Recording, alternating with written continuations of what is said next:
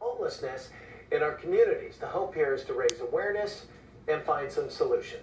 Well, being homeless doesn't always mean sleeping in a doorway or a shelter. As KTV's Jesse Gary reports from Mountain View, the demand for housing is as high as the rents, and it is driving some residents to redefine the concept of home. In the shadow of Silicon Valley opulence, a would-be road to affordable housing. But the 2300 block of Latham Street in Mountain View is lined with an armada of old-time RVs. These aren't parked here for use as playthings for the well-to-do. This is the new concept of affordable housing, a neighborhood within a neighborhood. What's happening all over the country is that, between the housing crisis, mortgage things, and the just low incomes that we've got, many people that were middle class before can't afford rent. Jess Jessup has been at the helm of his 30-foot Pathfinder motorhome for a dozen years. It's a one-bedroom, one-bath that also comes with captain's chairs and the steering wheel. First mate Yeehaw, a rescue dog, is along for the ride. This wasn't always the way he lived.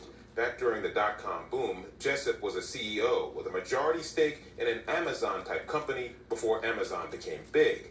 But the bus cost him tens of millions of dollars as well as his Tahoe house.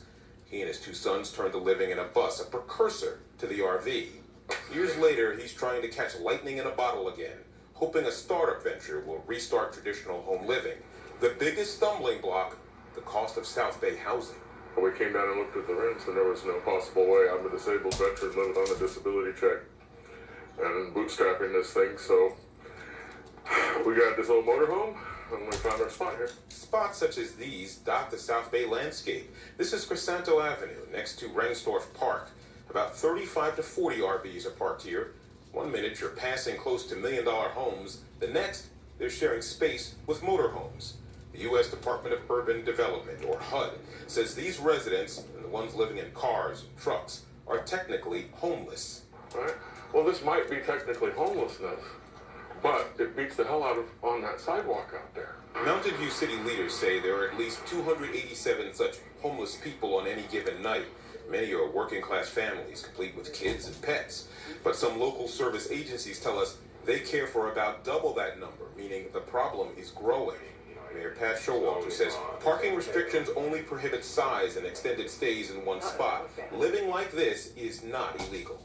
They've chosen to park where they wanted to. The city never instructed them about that. It's just happened organically.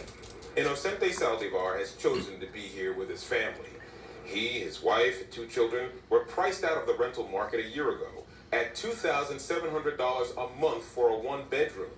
Now he pays $600 a month plus gas to live in this RV. The apartment cost $3,000.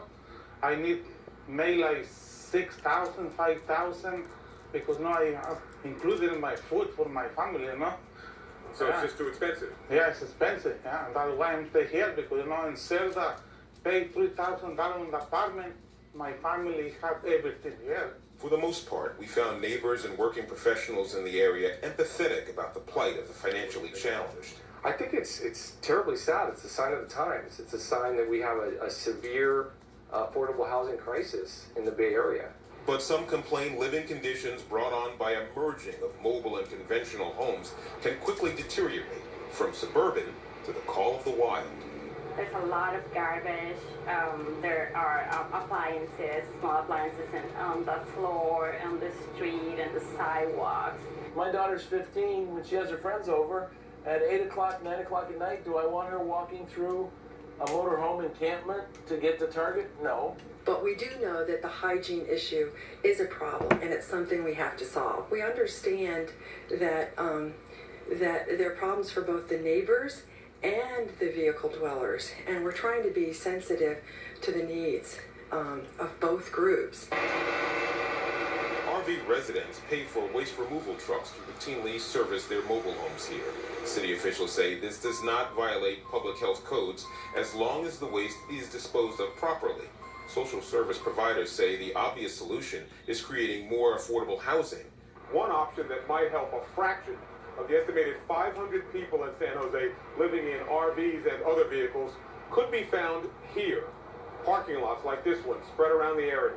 San Jose officials are looking into changing city ordinances or creating them to allow the use of lots for overnight parking. Jess Jessup has lobbied Congress in an attempt to make mobile home living more manageable across the country. He plans to keep living behind the wheel until his new venture takes off and lands him at a traditional home.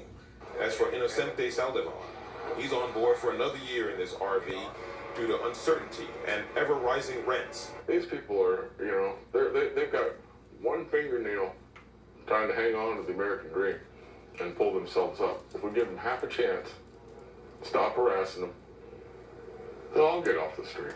On assignment in Mountain View, I'm Jesse Gary, KTVU Fox 2 News. At KTVU.com/homeless, you'll find more information on the San Francisco Homeless Project, as well as a list of online resources if you or someone you know is homeless. Well, residents south of Denver are